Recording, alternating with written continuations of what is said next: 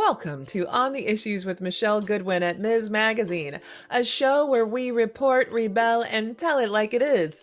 On this show, we center your concerns about rebuilding our nation and advancing the promise of equality. Join me as we tackle the most compelling issues of our times. On our show, History Matters, we examine the past as we pivot and think about the future. On today's show, we focus on the question, why does the death penalty still exist in the United States?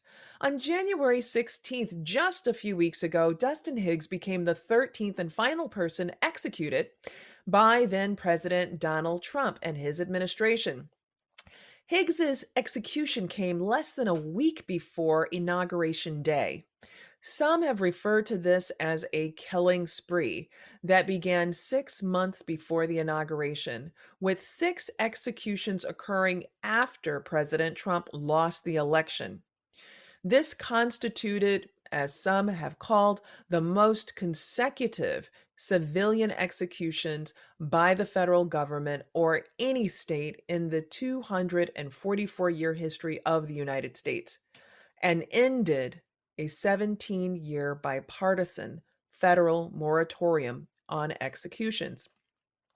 Now, with Higgs's execution, it's important to note that it took place on the birthday of Dr. Martin Luther King Jr. This reality is troubling, not the least of which because Higgs was a Black man and the death penalty is riddled with race discrimination and racial disparities. So what purpose does the death penalty serve? How does race and racism show up in the implementation of the death penalty? Is there ever a humane way to kill another person? There's so many questions to unpack with this, and so helping us to sort out those questions and many others is a really special guest. I'm joined by Stephen Rohde. He is a constitutional law scholar, lecturer, writer, political activist, and retired civil rights lawyer. He is the founder and chair of Interfaith Communities United for Justice and Peace. He's the past president of the ACLU of Southern California and past chair of Bend the Arc. I couldn't be happier than to have Stephen Rohde with me. Let's begin with the recent actions of the former Trump administration. During the 2020 presidential campaign, with a bloodthirsty support of the Attorney General William Barr, the Trump administration executed 13 men and women within 6 months, the most consecutive civilian executions by the federal government or any state in the 244-year history of the United States. This we take from your work, Stephen. So tell us about how you unpacked this recently for Ms. Magazine. You wrote this unprecedented killing spree ended a 17-year bipartisan federal moratorium. 6 of the executions occurred after Trump lost the election. So what does the Trump administration's killing spree, as you frame it as, and as others have, what does that reveal about the role of the death penalty in the United States? This was a bloody end to the Trump administration. It was shameful. As you've said, we had this long period of a bipartisan federal moratorium, and that was broken with the support of Attorney General William Barr and the president, the former president himself. It's important to note that this period of killing was emblematic of the death penalty across the country. 6 of the 13 men and women who were executed were Black. 1 was Native American. The last of these executions of Dustin John Higgs, a Black man, took place on the birthday of Dr. Martin Luther King, simply to add racist cruelty to this entire debacle. It was shameful, and I may add in a moment what Justice Sotomayor had to say about all this. Well, in fact, let's build on that. In the article, you explain, and I'm quoting here, that in a further shocking display of racist cruelty, right, you mentioned John Higgs, black man. It takes place on the birthday of Dr. King. This was in addition to the reality that six of those executed, just as you say, were black and one Native American. Now, these disparities we see playing out in the death penalty, and we see it within the criminal justice system more specifically. What role does race play and racism play in the discussion around the death penalty?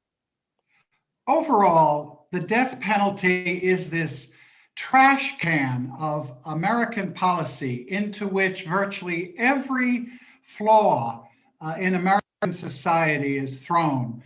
And that's no more true than in the racial disparities that plague the death penalty overall. Half of the defendants sentenced to death in 2019 were people of color, out of all proportion to their population in the United States. And of those, 35% were African American and 15 were Latinx. Here in California, we have Riverside County that has sentenced more people to die than any other county in the United States. 92% of those from that county are Black or Latino. And in Los Angeles, where I live, the last 22 people sentenced to death have been people of color. This is just a debacle in American society, that all of the legacies of slavery and Jim Crow and white supremacy are deeply embedded in our criminal punishment system. And when it comes to the death penalty, when there is no remedy once someone has been killed, it is the height of the cruelty of this system. Well, let's unpack that a bit further, because there could be some that say, well, if these people have done the crime, then they should do the time. And if part of that time also includes being placed to death, well, they deserve it. Now, that may seem reductive and simplistic, but that's an argument that's made. I mean, let's face it, that's an argument that was coming out of the Trump White House and with the Attorney General Barr. So, what's the response to that? The problem is that the death penalty is a perfect punishment in an imperfect system. It's a perfect punishment from the standpoint of completely removing a human being from society permanently and irrevocably. But it happens in a system that is so riddled with overwhelming flaws. All of the research, all of our experience show that the death penalty is flawed due to racial and economic disparities, mistakes and misconduct by police, prosecutors, jurors, judges, ineffective assistance of defense counsel, junk science, false confessions, mistaken eyewitness identifications, and the exorbitant cost of implementation, if that's all you cared about. So you have a system, whatever your goals might be, whatever your sense of punishment and retribution, this is a deeply flawed system which does not produce reliable outcomes. And we know this because since 1973, at least 173 former death row prisoners have been exonerated, having been found either innocent or had flawed prosecutions. One study from the National Academy of Sciences reports that at over 4% of defendants sentenced to death in the United States were actually innocent. Now, I hope it's coming across that I oppose the death penalty for guilty as well as innocent persons because of all the flaws in the system. But even if you thought about the notion of executing innocent people in this day and age, it's outrageous. So all the rationales about punishment and the abandonment of the values of rehabilitation and giving people a second chance. If you discard all of that, which I think is a huge mistake in America, you are still faced with a deeply flawed system.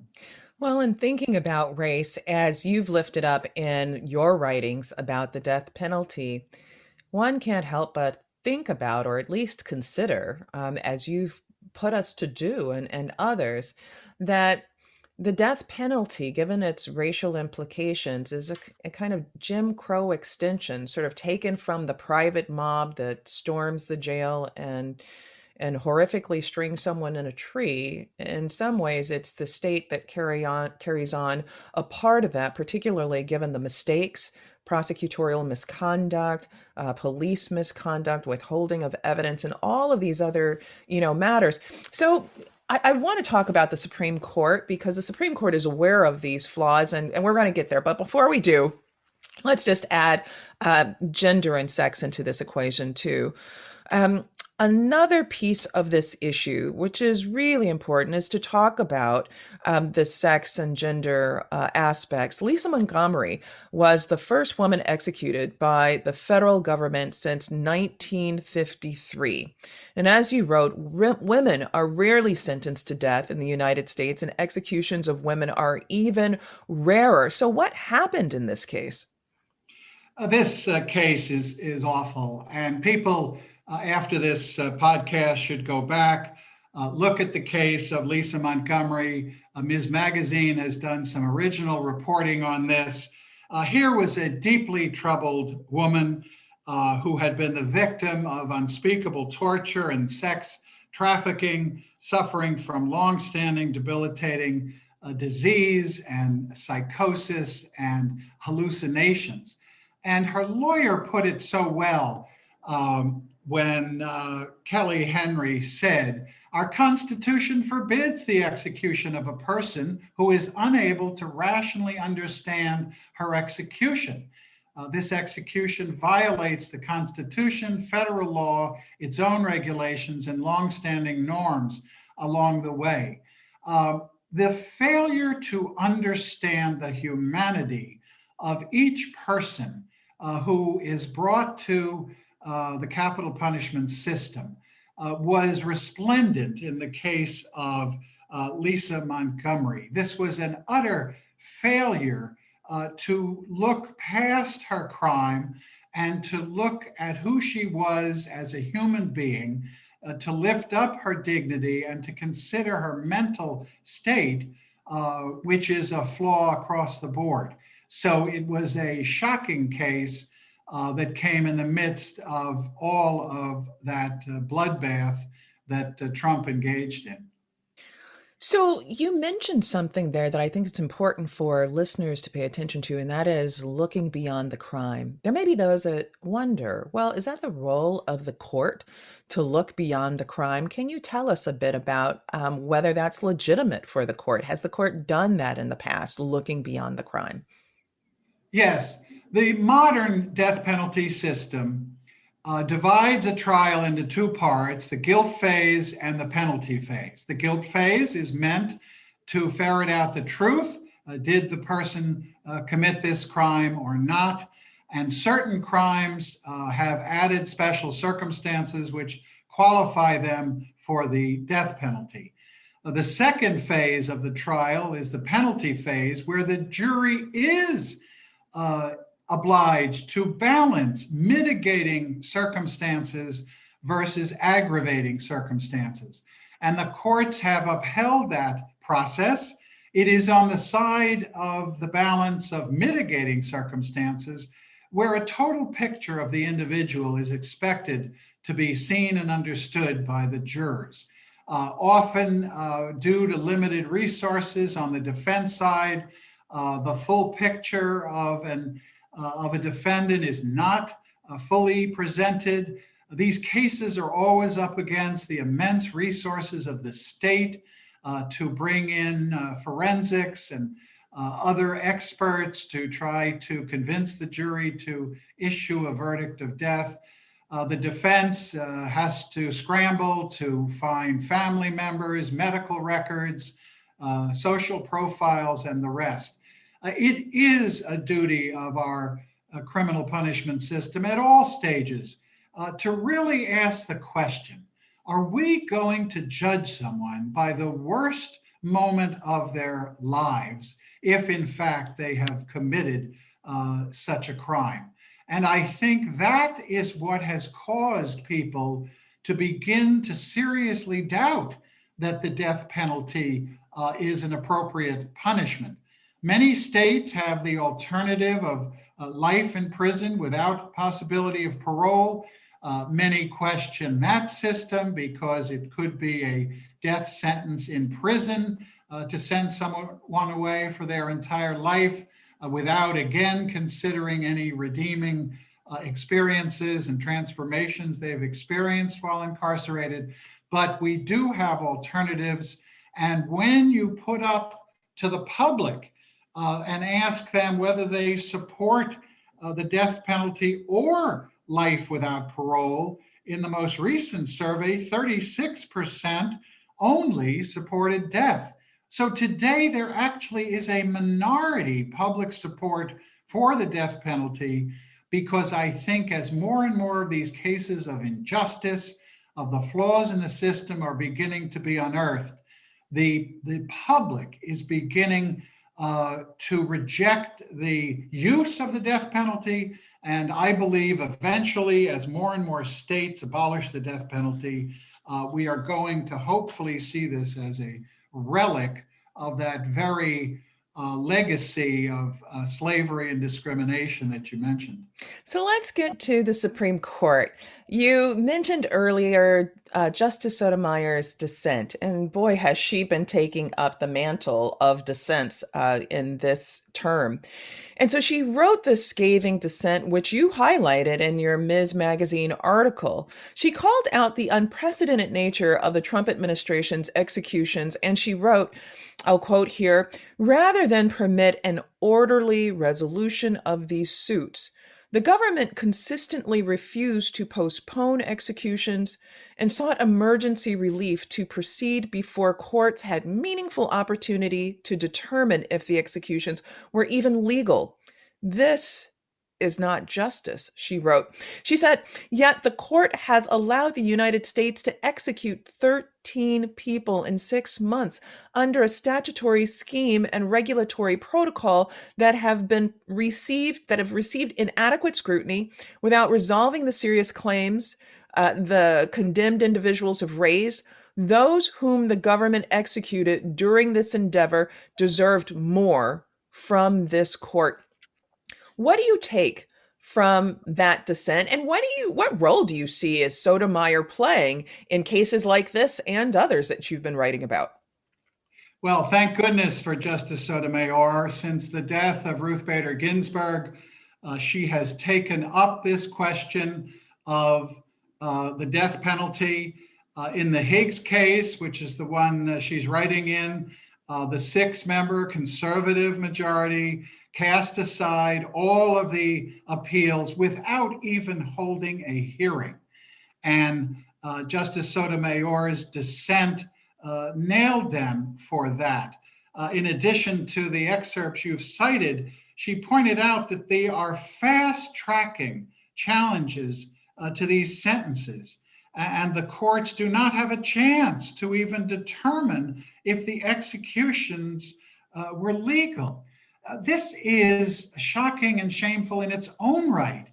People try to presume we have a lofty justice system and appellate court system, but too often when you do take the lid off that garbage can, you see how the sausage is made. It is reprehensible to rush cases to judgment involving the permanent elimination of the defendant through execution.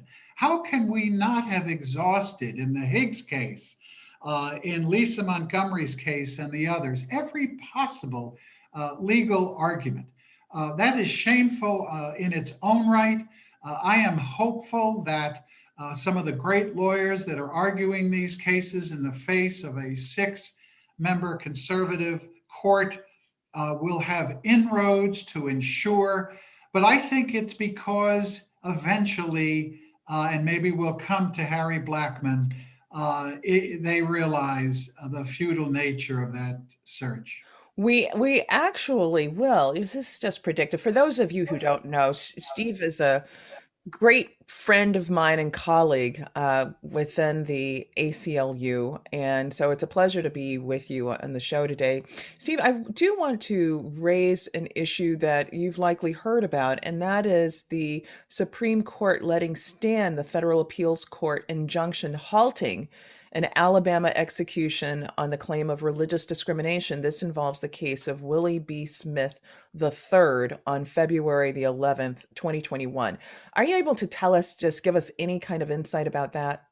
Yes, and this is a glimmer of hope. Here was a man who wanted his religious advisor with him in the closing hours of his life. That was denied by the authorities. The case went up through the courts, and most recently, the appellate courts ordered that he be entitled to have his religious advisor, or the execution could not go forward. The authorities remarkably chose to deny him the medical advisor, but also postpone the execution. So remarkably, when that case made its way rapidly to the Supreme Court, the court did not intervene to reverse that appellate decision, meaning that that will go forward, and the question of the right to a religious advisor will be implemented. I took a little glimmer from that. Sometimes cases on a procedural basis are not an entire look at what the justices are thinking, but this means that there were not 5 justices on the court to turn back that appeal. So we have glimmers of hope. Hope springs eternal on this issue as well as others. It springs eternal on this show too, actually. So, with that in mind, we'll get to that a little bit later, because we do like to ask our guests about what silver linings happen to be coming forward. But in Justice Sotomayor's dissent, there's a way in which it reaches back to Justice Blackmun, whom you were just mentioning. Justice Blackmun was appointed by Richard Nixon and was the justice who wrote the opinion in Roe v. Wade. That was a 7-2 opinion striking down criminal abortion statutes. 5 of those 7 happened to be Republican appointed. But we're not talking about abortion here. We're talking about the death penalty. And Justice Blackmun said in 1994 in a dissent that rather than continue to coddle the court's delusion that the desired level of fairness has been achieved and the need for regulation eviscerated, he said, "I feel morally and intellectually obligated simply to concede that the death penalty experiment has failed." How do we interpret that? What's your response? This was a remarkable moment in our movement to end capital punishment. Harry Blackmun was a conservative justice, as you say, appointed by a Republican. But he had experienced for over 20 years these cases coming before him and coming before the court. And he said that despite the efforts of the states and the courts to devise legal formulas and procedural rules to meet the daunting challenge of imposing a fair and reasonable death penalty, the penalty remains fraught with arbitrariness, discrimination, caprice, and mistake. And he said, "From this day forward, I no longer shall tinker with the machinery of death." He simply refused to be a part of a charade that acted as if we are able with legal certainty to reach those decisions. He said, "The problem is that the inevitability of factual, legal, and moral error gives us a system that we know must wrongly kill some defendants, a system that fails to deliver the fair, consistent, and reliable sentences of death required by the Constitution." This is a bittersweet report to give because that was in 1994. And the court, through various administrations and various majorities, has not marshaled the majority to listen to Harry Blackmun's wise and experienced words and to bring an end to this system. What that does, Michelle, is it leaves us with the remedy of the courts, and it leaves us with the remedy of the people. And I think that's where the future lies. It's 27 years ago. So, moving forward, how should we be thinking about these issues? We've got a new administration, the Biden administration. We have a court where no longer Justice Ruth Bader Ginsburg sits.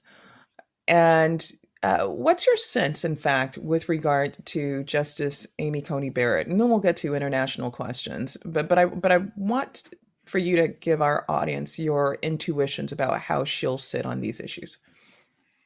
To my knowledge, she has not ruled on death penalty cases in her appellate service and has yet, although she was one of the six, I should withdraw my encomium. She was one of the six to turn back the Higgs appeals and all the other appeals during this killing spree.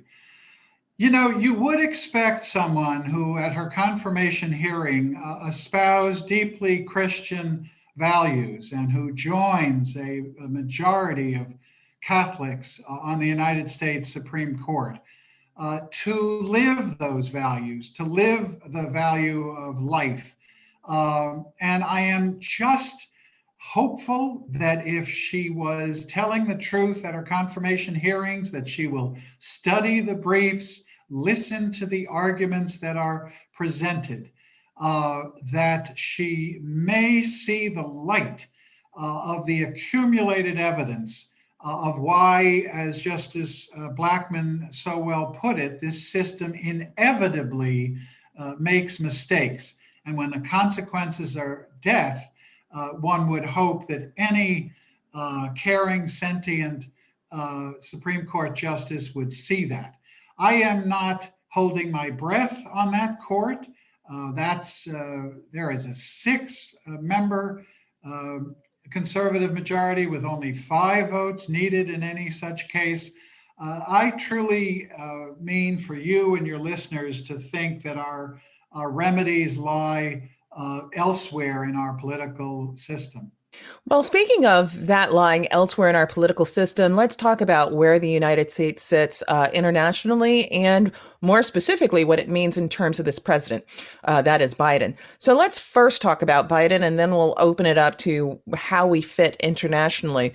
So Biden has pledged to stop federal executions and there may be legislation that's introduced by Congress to abolish the federal death penalty. Any response to that?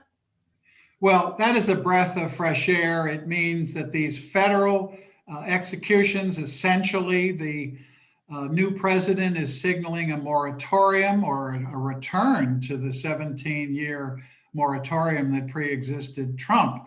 So I do think we will get some breathing space, at least on the federal level, to not face these horrific executions. I think President Biden and Congress need to go farther. I think that having had all of the studies of the death penalty, all of the research that's already been done, we don't have to study it to death. I think if we can marshal majorities in both houses and his presidential leadership, we can join, if I can tie the issues together, we can join 108 countries that have abolished capital punishment in law or practice across the world, and 7 have limited it to war crimes.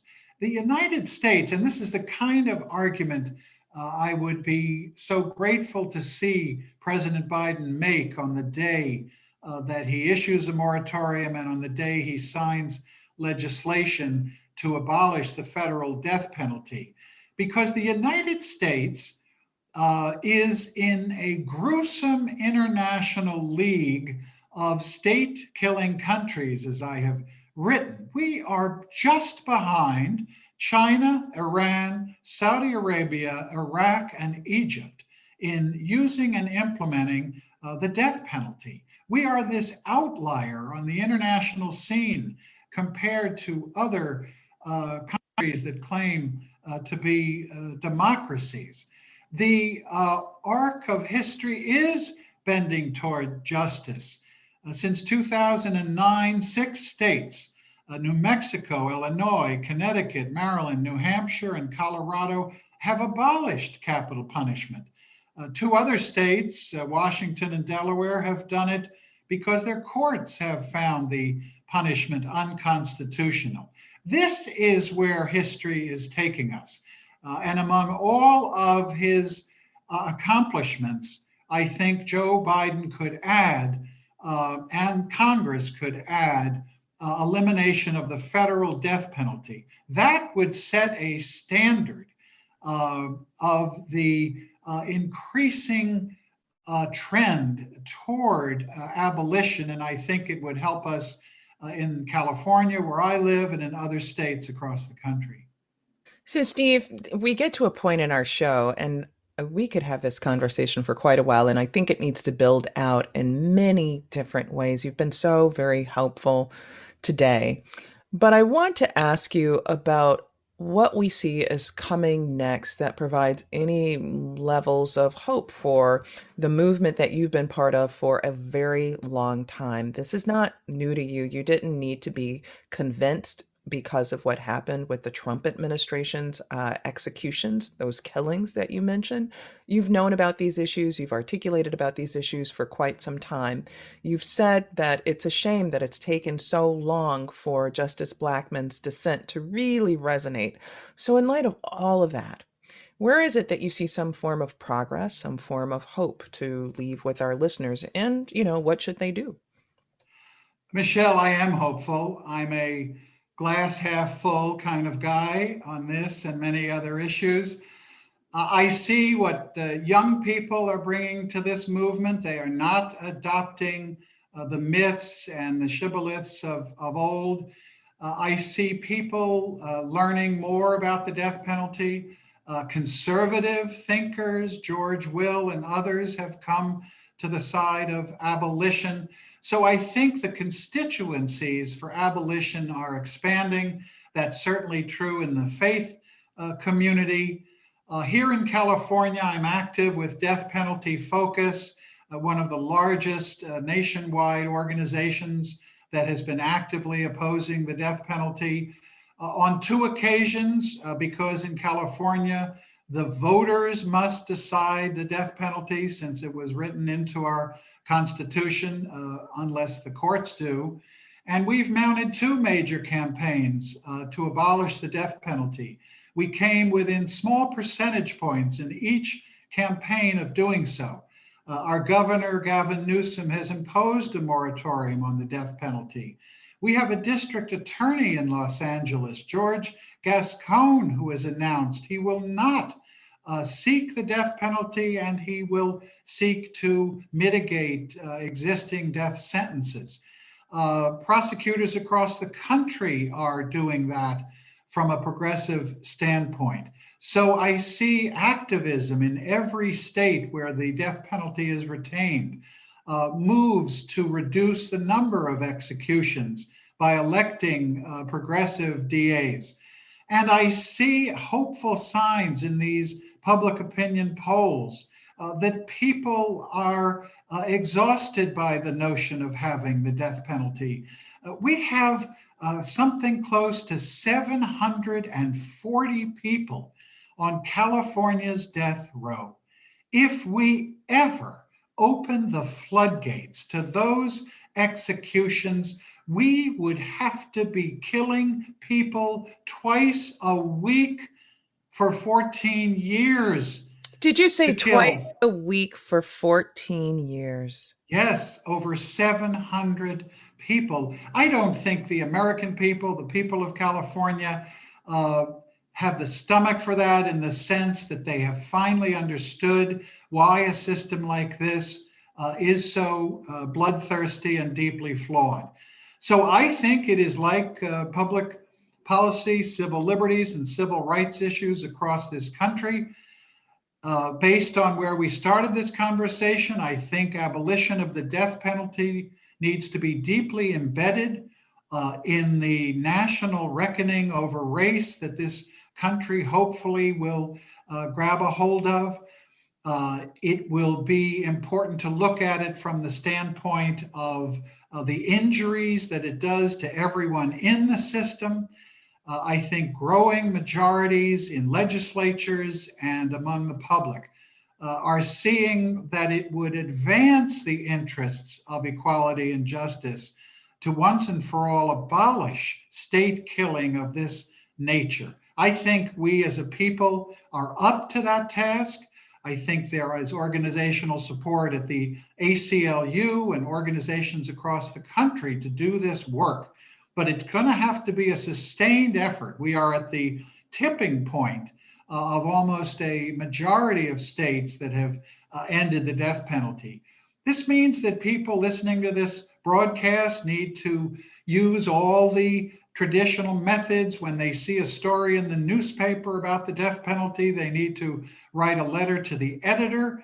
When the federal death penalty is debated in Congress and in the White House, they need to speak up to their elected officials. They need to speak up to their community organizations and religious congregations. We need to pay attention to this issue as we reach that tipping point. I genuinely believe that with the leadership of people like Brian Stevenson and others across this country, we are ready and built for this moment. And the fact that you gave this issue full attention on your admirable program means a lot to me, and I think it means a lot to people who care about justice across the country. Thank you, Steve, for being on our show. Couldn't have had a better guest to talk about these issues. It's such a pleasure. Thank you. Guests and listeners, that's it for today's episode of On the Issues with Michelle Goodwin. I want to thank my guest, Stephen Rohde, for joining me and being a part of this critical and insightful conversation. And to our listeners, I thank you for tuning in for the full story.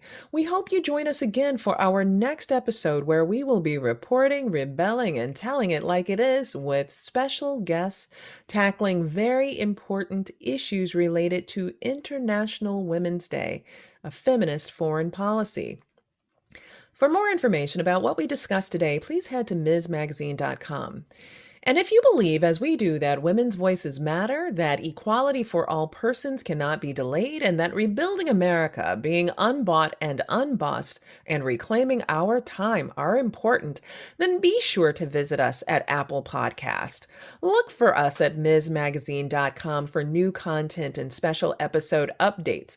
Rate and subscribe to On the Issues with Michelle Goodwin and Apple Podcast, Spotify, iHeartRadio, Google Podcast, and Stitcher. Let us know what you think about our show, and please support independent feminist media. And if you want to reach out to us to recommend guests for our show or just chat with us, you can reach us at ontheissues@msmagazine.com. This has been your host, Michelle Goodwin, reporting, rebelling, and telling it like it is. On the Issues with Michelle Goodwin is a Ms. Magazine joint production. Kathy Spiller and Michelle Goodwin are our executive producers. Our producers for this episode are Roxy Zoll and Mariah Lindsay. We thank Oliver Hogg for research and digital assistance. The creative vision behind our work includes art and design by Brandy Phipps, editing by Will Alvarez and Marsh Allen, and music by Chris J. Lee. Stephanie Wilner provides executive assistance.